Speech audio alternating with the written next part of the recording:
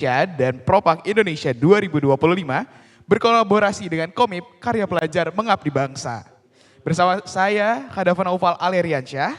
Selamat datang di episode yang akan membahas masa depan industri logistik lebih cerdas, lebih efisien, dan tentunya lebih hijau. Kita coba bayangkan terlebih dahulu dunia ketika semuanya setiap kali kita mengirim barang berjalan secara otomatis, hemat energi dan juga tanpa adanya emisi. Maka dari itu tema kita pada hari ini adalah Automa, Zero Carbon in Logistics. Bagaimana teknologi otomatisasi mengubah wajah logistik menuju keberlanjutan. Bersama saya pada pagi hari ini sudah ada Bapak Emir Bedbeder, CMO dari Automa. Beliau ini berpengalaman dalam inovasi sistem logistik pintar dan ramah lingkungan. Selamat datang di podcast Pak Emir. Terima kasih Mas Dava. Oke, ini kita mungkin mau kenalan dulu Pak sama yang namanya Automa. Mungkin kan ada dari teman-teman yang belum tahu Automa, jadi boleh dijelasin dulu Pak, Automa tuh kayak gimana Pak? Ya, basically kita suka nyebut diri kita tuh sekarang sebagai kayak sustainable AI and IoT platform. Oke. Di mana di situ kita itu sebetulnya bring up visibility dari bisnis proses di supply chain. Sebetulnya mulainya itu bisa dari production, terus kita bikin dari nanti masuk ke warehouse management system, terus tracking management system, fleet management sampai ke energy management system. Oke. Nah, ketika kita paduin data-data di semua rantai pasok tersebut, ditambah informasinya, kita nanti bisa juga menghitung emisi karbon. Jadi kita bisa menghitung emisi karbon dari keseluruhan rantai pasok gitu. Jadi teman-teman yang nanti di end user itu tahu ketika barang itu dibikin dan nyampe ke pengguna user paling terakhir, barangku ini sebenarnya total emisinya sekian ya. Oke. Gitu. Jadi itu visi kita sih ya. Visinya itu adalah bisa mengurangi emisi yang ada ya Pak? Ya, karena sebelum kita mengurangi emisi, pertama kita mesti tahu existingnya kita sekarang menghasilkan emisi berapa. Oke. Nah, terus kita juga mesti tahu di tingkat operation sebetulnya titik-titik di mana adanya kita bisa ngelakuin penghematan atau peningkatkan efisiensi itu di mana aja. Jadi Automa sebetulnya bring up visibility itu dulu. Jadi kita nge-point out titik-titik savingnya itu di mana. Nanti ketika inovasi itu udah dilakukan, kita pun melakukan pengukuran. Jadi sebetulnya improvementnya, peningkatan efisiensinya, penghematan energinya itu seperti apa nanti kita hitung juga barengan. Ini berarti Automa udah berapa lama Pak? Udah ada di muka bumi ini nih Pak? Kayaknya di muka bumi kalau nggak salah 2018 sih. 2018? Tapi kita mulai agak fokus di sustainability dan mulai fokus di supply chain itu 2020. Oke, berarti udah mulai fokus di supply chain-nya di 2020 ya Pak? Tapi untuk Automanya udah ada dari 2018. Jadi kalau dulu kita masih ngerjain sporadik, semua hal yang berkaitan sama IoT. Yang di 2020 kita udah mulai fokus di supply chain sih. Berarti awalnya itu dari IoT dulu ya Pak? IoT umum. IoT umum. Oke, Bapak, saya punya pertanyaan nih Pak. Menurut Bapak seperti apa Pak transformasi terbesar yang sedang terjadi di sektor logistik saat ini? Nah, transformasi yang paling besar ya. Iya. Gitu. Kalau misalnya yang paling berkaitan sama kita ya. Jadi dulu itu untuk mencari informasi berkaitan sama logistik tuh cukup susah. Karena mostly kita sangat mengandalkan informasi manual. Terus akhirnya berangkat pas udah adanya handphone. Di mana akhirnya supir juga kita bisa kontak. Gitu, manual. Nah sekarang itu kalau kita emang berniat untuk memiliki full transparansi di bidang logistik itu udah sangat bisa ketahuan. Jadi kita bisa berbicara secara sistem ya, gak cuman sama supirnya, cuman sama kendaraannya juga. Jadi karena kita bisa taruh monitoring sistem di kendaraan, kita even tahu mobil ini sebenarnya berjalan dengan rating operationnya lagi efektif apa enggak, mesin-mesin ini boros apa enggak, mesin ini sebenarnya terbebani lebih dari seharusnya apa enggak, kapan dia harus maintenance, ngelihat dari jadwal dan juga ngelihat existing kondisi, parameter mesin misalnya. Jadi itu yang sebenarnya cukup berbeda dibandingin zaman dulu ya. Gitu. Nah, kita bandingin 5 tahun lalu. Nah, tapi yang sekarang itu kita juga lagi siap-siap untuk masuk ke automation. Gitu. Cuman saya sih masih ngira nggak akan secepat itu, nggak semudah itu ngeflip ke total ke full automation. Gitu. Cuman I think sekarang mungkin pekerjaan driver akan lebih ringan. Dan juga teman-teman di istilahnya di control towernya logistik akan lebih enak juga dengan adanya visibility yang menyeluruh di logistik sih. Oke, berarti menurut Bapak ya Pak, untuk automation tuh belum bisa untuk dalam waktu dekat-dekat ini ya Pak, masih butuh prepared lagi ya Pak? Ya di negara tertentu udah jalan. Oke. Buat di Indonesia untuk saat ini belum ya Pak? Belum. Mungkin kita bisa starting ini dari ekosistem yang agak terbatas dulu. Oke. Misalnya di satu kawasan yang emang dari awal kita udah persiapkan untuk adanya automation di beberapa armada logistik di within kawasan. Nah, itu kita bisa mulai dulu tuh seperti itu. Oke, berarti kalau untuk saat ini kita mulai dari kawasan-kawasannya aja dulu ya Pak, bukan untuk keluar dari kawasannya dulu. Ya lebih gampang gitu, karena kan kita juga perlu teknologi proofing dulu ya di Indonesia gitu kan. Misalnya di dalam satu kawasan industri atau enggak kita mulai automation di kawasan pelabuhannya aja misalnya gitu. Itu udah beberapa ada teman-teman logistik di Indonesia atau yang udah ngelakuin POC dan sebenarnya udah jalan. Tinggal kita siap-siap ke fase komersialisasi ya. Komersialisasinya. Itu tapi ya masih menunggu lah di sana kita. Oke, ini tadi kita bahas tentang penerapannya kayak gimana ya Pak. Bisa nggak Bapak jelasin ke kita sebagai saya nih sebagai hostnya dan juga teman-teman penonton, gimana contoh konkret penerapan sistem otomasi di gudang atau di distribusi barang Pak? Oke, kalau misalnya di gudang itu ya, kita bicara otomasi ya sekarang ya? Otomasi. Oke, jadi kalau misalnya kita bicara otomasi tahap 1 Oke. gitu, kita mesti make sure setiap barang yang akan kita pindah-pindahin itu ada tracking device-nya. Oke. Tracking device ini bisa berbasis Bluetooth, bisa berbasis RFID, bisa berbasis even kayak GPS tracker atau mungkin pakai AI di mana bisa dikenalin barang ini ada di titik ini. Oke. Gitu. Nah, terus tahap berikutnya adalah kita harus punya juga nanti mover robotnya. Oke. Yang nanti tugasnya adalah nge-pick up barang-barang tersebut dan mindahin ya. Mungkin kalau sempat nonton videonya gudang-gudangnya kayak Amazon atau Ali seperti itu kan banyak robot kecil yang bisa muter-muter di bawah ada barangnya di atas gitu kan. Nah, itu di level automation robotiknya. Tapi di belakang itu kita tentunya mesti punya dulu sistem-sistem yang berhubungan sama work order, sama delivery order, barang ini nanti diantarnya kemana, dikumpulinnya ke siapa gitu. Jadi ini adalah integrasi dari sistem besar sebetulnya. Yang awalnya adalah masukin input untuk pengantaran barang ini tuh barang siapa, harus diantar kemana, untuk nyampe ke sini dia harus ngelewatin hub-hub mana gitu. Jadi ada satu sistem besar di situnya sih. Gitu. Tapi yang paling common di Indonesia tuh dipakainya mana Pak? Kayak tadi kan ada AI, ada RFID, GPS tracker. Yang paling common. Jadi sebetulnya kalau kita mau full automation nggak gitu banyak opsi. Itu harus kita terapin. Tapi tadi GPS tracker itu biasa di armada yang nanti keluar gudang. Yang di dalam gudang kita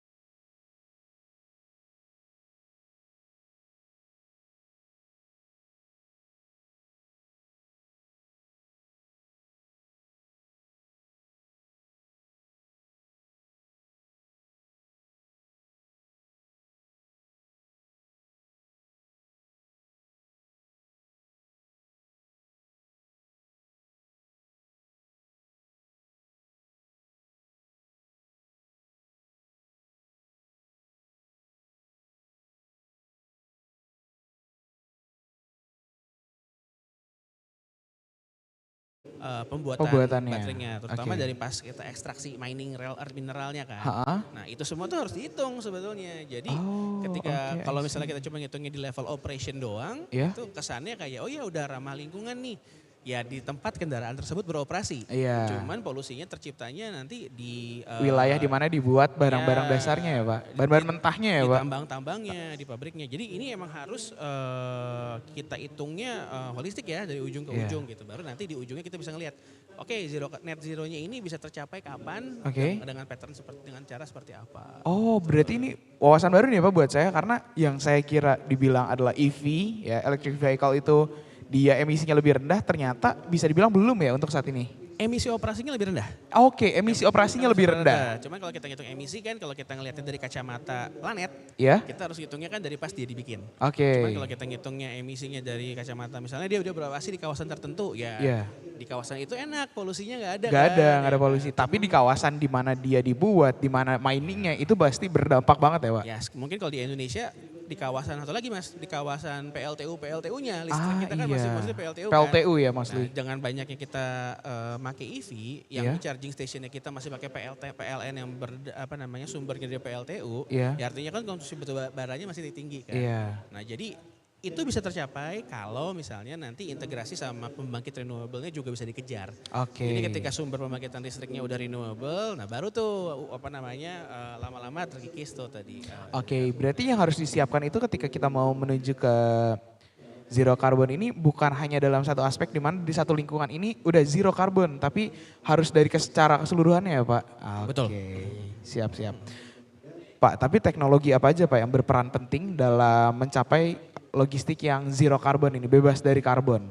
Seperti yang ada di kendaraan listrik, IoT atau AI, apakah ada yang lain Pak?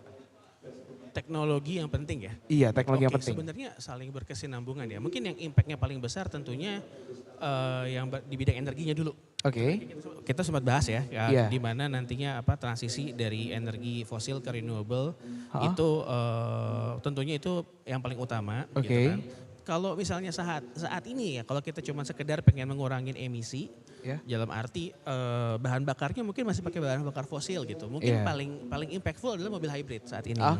Karena mobil hybrid simply lebih hemat dibandingin mobil yang non hybrid kan. Nah tapi jangan lupa di mobil hybrid juga ada baterai. Nah mesti dihitung juga tuh. Cost dari productionnya. Emisi karbon pas kita bikin baterainya gitu. Jadi aku rasa sangat berkesinambungan. Cuman yang paling impactfulnya sebetulnya di situ.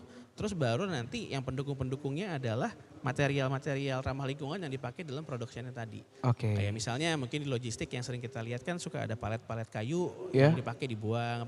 Nah ketika kita ini mengganti dari sumber-sumber barang yang daur ulang dan umurnya lebih panjang, ini juga sebenarnya kan ngurangin gitu kan.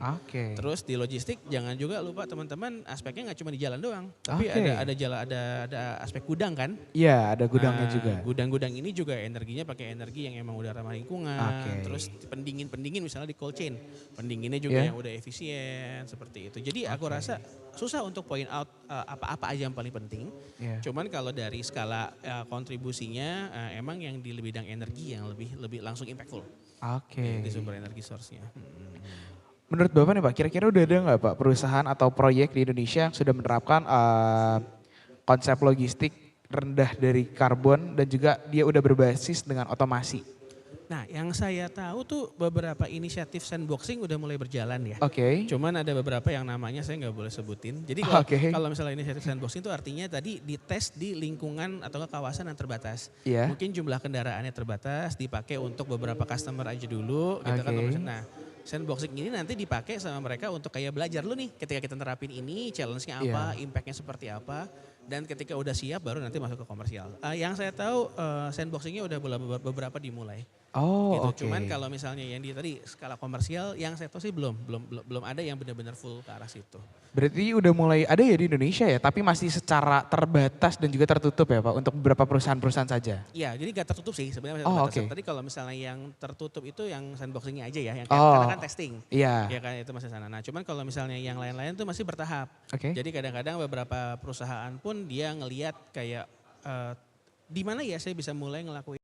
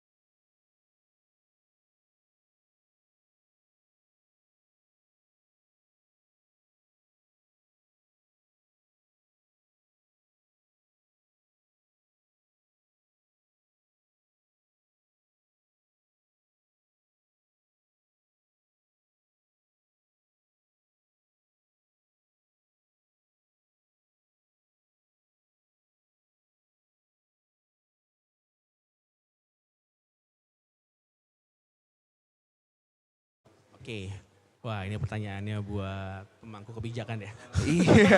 Oke, kalau dari pemerintah ya, saya ngelihat tadi emang perlu ada kesepakatan bersama, sinergi bersama dari pemangku kebijakan sektoral. Misalnya dari Kemenhub, dari Kemenperin, dari pengelola kawasan, dari Kementerian Lingkungan Hidup, Kementerian Keuangan, itu kita emang harus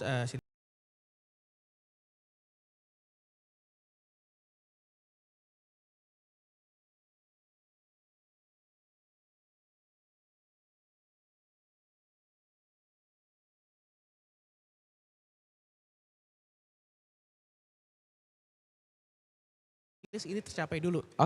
Gitu. Jadi berapa real emission yang dihasilkan. Nah, di saat yang sama jangan lupa harus ada compensation and benefit dari entitas bisnis yang udah ngelakuin ini secara baik. Jadi misalnya sekarang kan masih sukarela nih.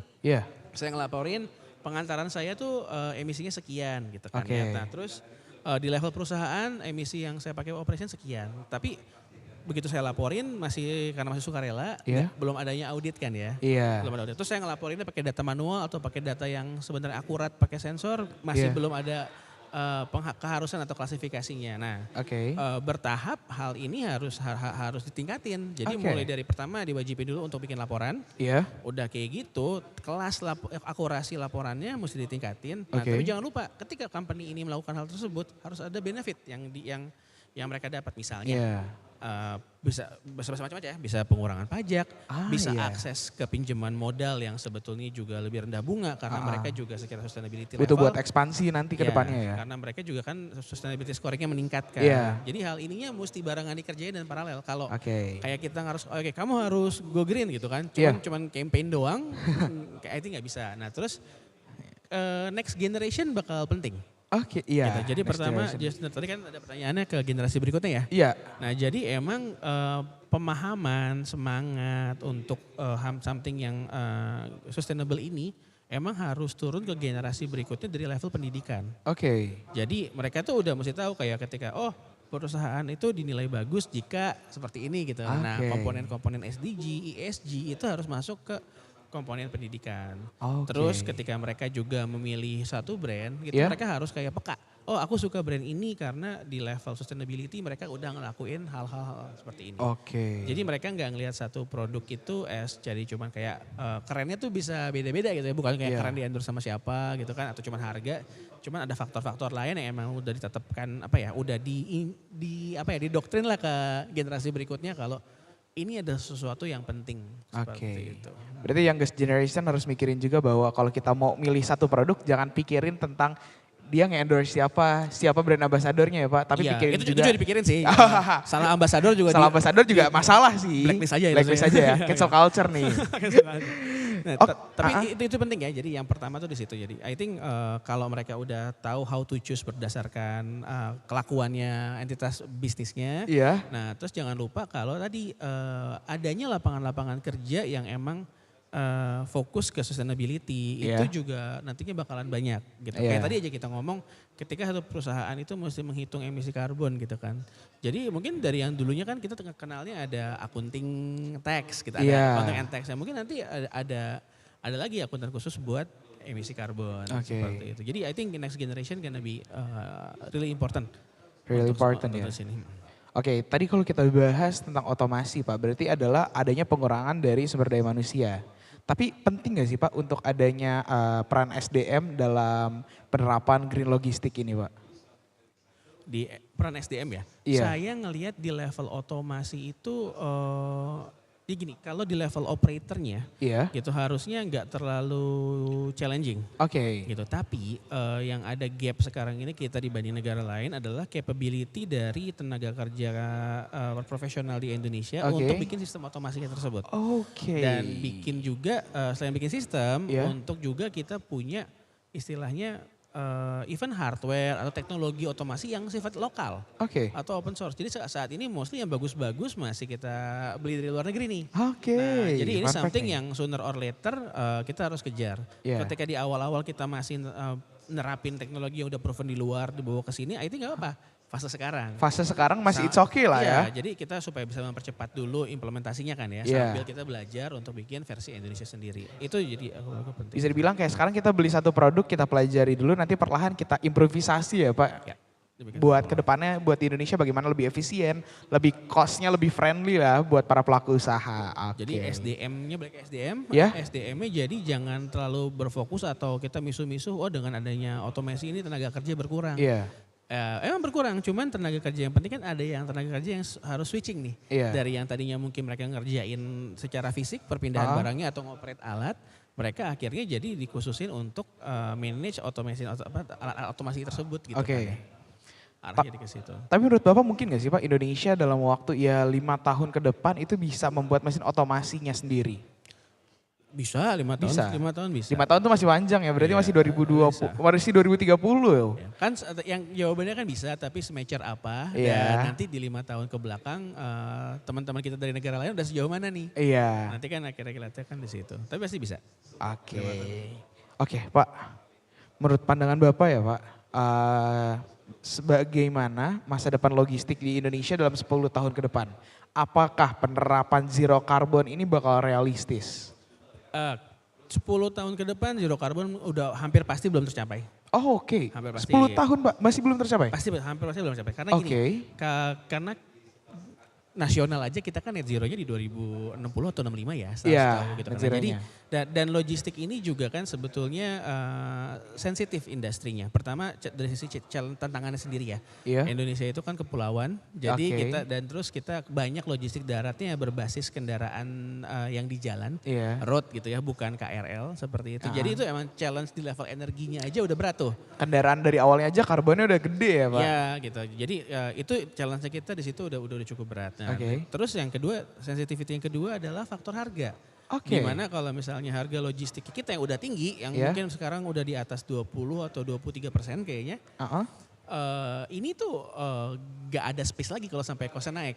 Jadi gitu. Jadi emang tujuannya kita mesti nurunin logistik cost ke belakang gitu. Dan seringkali bargainingnya adalah between iklim dulu atau cost dulu nih. Seperti itu. Jadi challenge-nya di situ. Jadi aku rasa 10 tahun kita harusnya masih cukup pragmatis gitu. Jangan sampai dengan kenaikannya logistik cost justru jadi bikin inflasi di barang dan jasa gitu. Itu something yang kita nggak mau kan. Iya pasti sih. Apalagi kalau misal inflasi, wah kayaknya anjir deh Pak logistik kita. Dan logistik kita perannya besar banget kalau misalnya gitu. Nah tapi di satu sisi yang juga yang lucu kita ngelihat emang saat ini teman-teman di industri logistik cukup agak kecekek juga ya. Karena mereka nggak bisa naikin cost mereka untuk hasilin profitability yang cukup tinggi. Makanya tadi kayak di awal-awal percakapan kita saya bilang penting banget untuk kita bisa ngebantu nurunin teman-teman logistik costnya seperti apa di situ sih. Baru nanti bahas di situ kita sustainability masuk.